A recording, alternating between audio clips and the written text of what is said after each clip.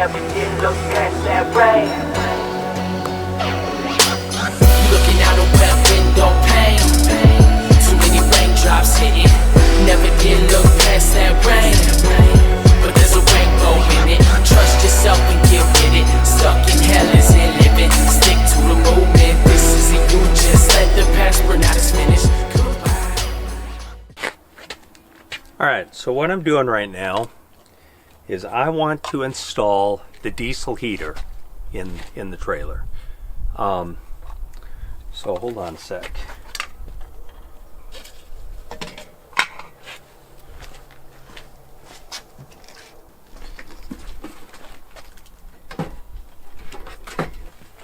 Alright, so what I got here, look at this here.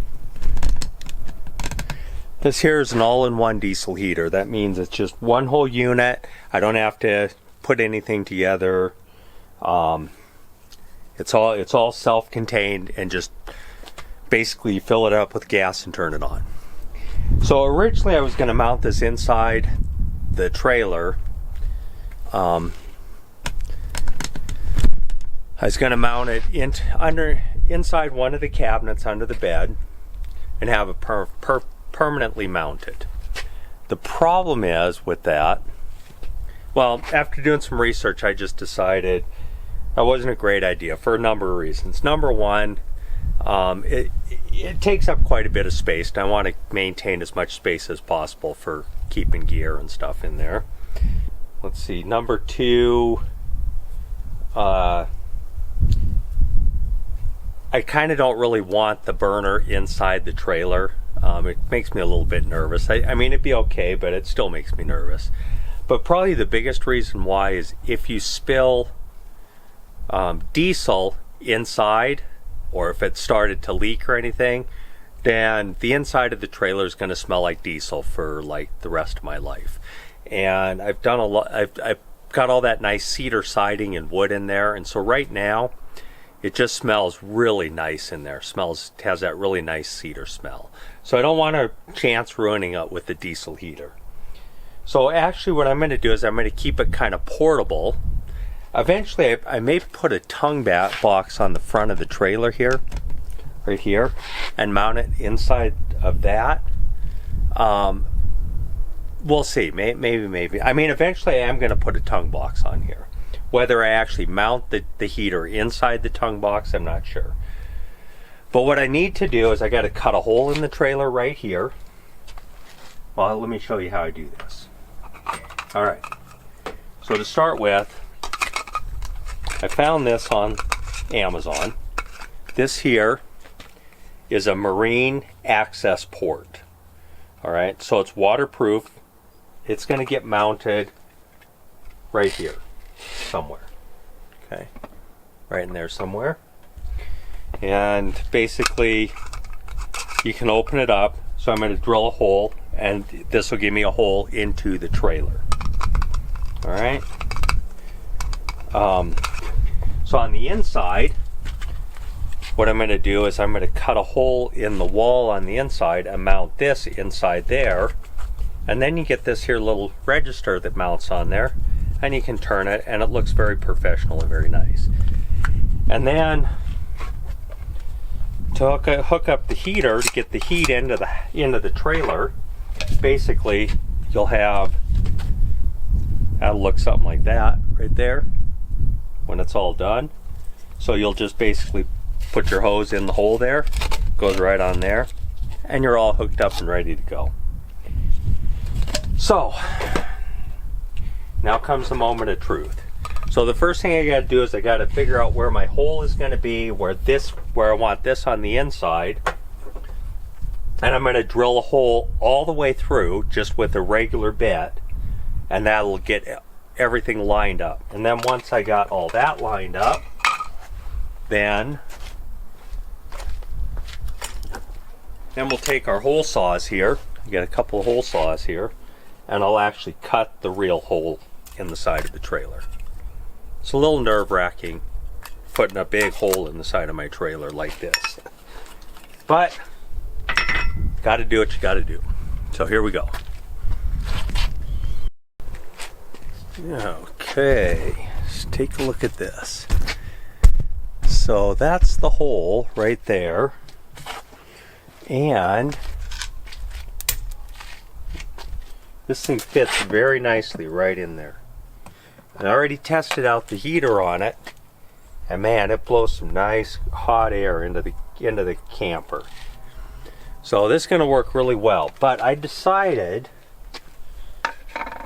that this here has some foam in here, and I worry about water flowing down here and maybe somehow getting inside here and getting in behind the wall. So I decided this here is a 4-inch coupling, and I'm gonna cut it and see if I can get it to fit. It'll fit right in here, just like that. Yeah, that should fit nice. And then I'll seal it up back in there, and that'll give me a nice nice seal on this. So we're going to work on that right now. Alright, so believe it or not, it took a couple days to get this installed. Believe it or not, we went from nice, warm, sunny weather to it's actually cold and raining today. So I started this 2 days ago. I actually had to wait for a couple parts to come in to finish it up. That's what took longer. But literally it was only a couple days. We got it all installed. Let me show you how it all works together. Alright, so yeah, so what you do basically is just open it up like this, just unscrews, and this thing has a little O-ring inside there to keep it sealed up good, and I'm still got a little bit of silicone that's kind of flaking away, but it'll eventually get all cleaned up. So what I did in here, so there is, see if you can see that, so there is the register that goes into the camper, and like I showed you, it's adjustable. And then I put this, I cut this, it's actually a 4-inch PVC coupler, and I just cut it to fit in there just to add a little bit of, it makes it look nicer. It also adds some, if water were to happen to get in here, I sealed all of this with silicone, and I put the thread opening at the very bottom, so any water that gets in here will just run out. So it just adds a little peace of mind there. So basically all you have to do, so there's my diesel heater right there. So basically all you do, you're going to put this onto the diesel heater right there, and then you take this guy here, push it right into there, and voila, you got yourself heat going in there. So this here is actually, and it's all unplugged right now, but this here is the control unit.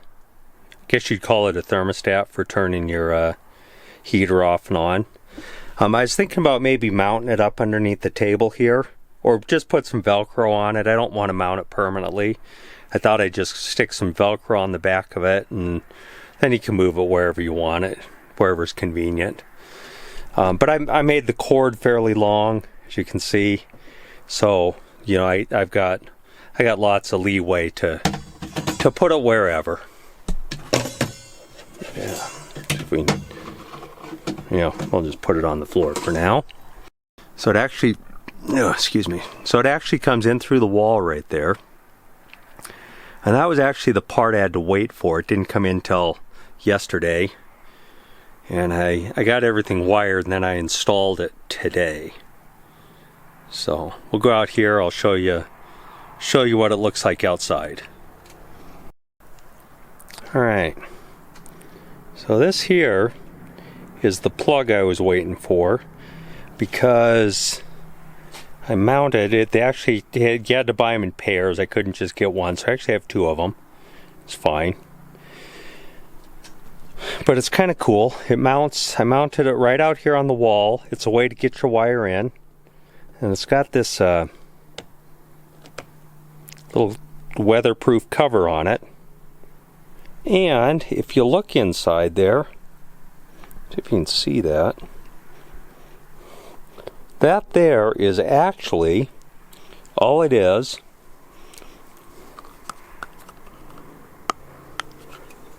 here, I'll show you this one here. So if you look at that, you might have seen those before. That is actually just a 250 volt plug for a computer. You've seen those on the back of the computer for plugging into the wall. Yeah, so it works out really good. So all I had to do, I got myself a computer plug right there. I'm sure you've seen those before. And that's what goes to the unit there.